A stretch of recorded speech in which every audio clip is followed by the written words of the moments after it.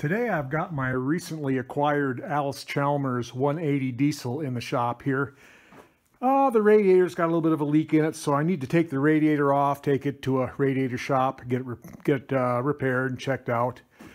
I've got a few other things I want to do with it too, but oh, you might remember when I bought this thing, it did not have the side panel, rear side panel on this side, and I actually did manage to find one. I found this at a tractor junkyard out in eastern Iowa. The paint is significantly more faded than the rest of the tractor. It's a little bit rusty here on this end, so I don't know. When I've got the hood and everything off this, I might just get a wild hair and paint the hood and the side panels and the grill. I don't know. We'll see. We'll see how it goes.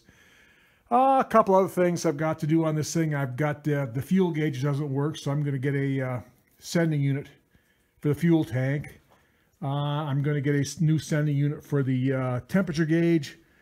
I will probably put a new thermostat in this thing. I see on the other side there's a little bit of an oil leak on the valve cover, so I'm going to get a new valve cover gasket, and as long as I've got the valve cover off, I will probably check the valve lash on this thing. And if it needs new, if the radiator hoses look the least bit suspect, I'll probably change the radiator hoses and the fan belt. Get it ready so I can use it next year with confidence. So, well, I got the sheet metal pulled off this thing. I've got the sheet metal off. The hood is a little bit heavy and awkward. I'm definitely going to have to find some help whenever the time comes to put that back on. But I will say this thing is wonderfully uncomplicated under the hood. That's one of the things I kind of liked about it. It's pretty basic, pretty simple, pretty straightforward, so that's good.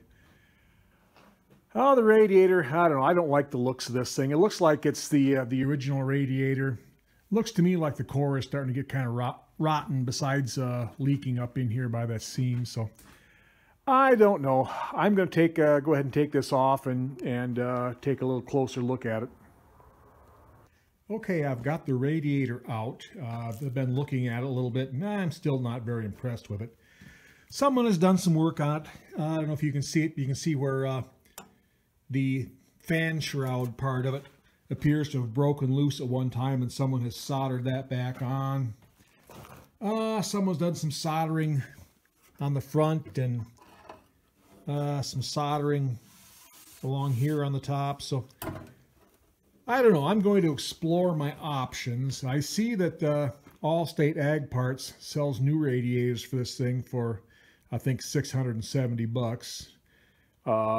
Yeah, seems a little pricey, but I'm going to see how much I can get this record for, and do some other checking on prices for new ones. One thing for sure, I am going to put a decent radiator back on this thing. I want to put something on this that I'm not going to have to worry about, because I plan to use this tractor. And since I have had a chance to run it and I'm happy with it, if I have to spend some money to get a good radiator on it that I can depend on, well, I will do that. So that's about all I'm going to accomplish in here this week. Tomorrow I need to do to run some errands, and then the weekend will be here and I won't be around. But next week I think I'll run a water hose up from the milk house back this thing outside the shop and wash off the top of the fuel tank to make it a little nicer to put the new sending unit in. I don't think I'll drag the pressure washer out of the basement of my house all the way over here just for that. So, yeah, one other thing I need to do. These two bolts here on this side I twisted off, getting the side panel off. This one somebody had twisted off before, so I got three bolts to drill out. But Anyway, so far so good. We'll decide what direction I'm going to go with the new radiator, and hopefully in a couple of weeks we'll have this thing all back together and ready to go to work again. Into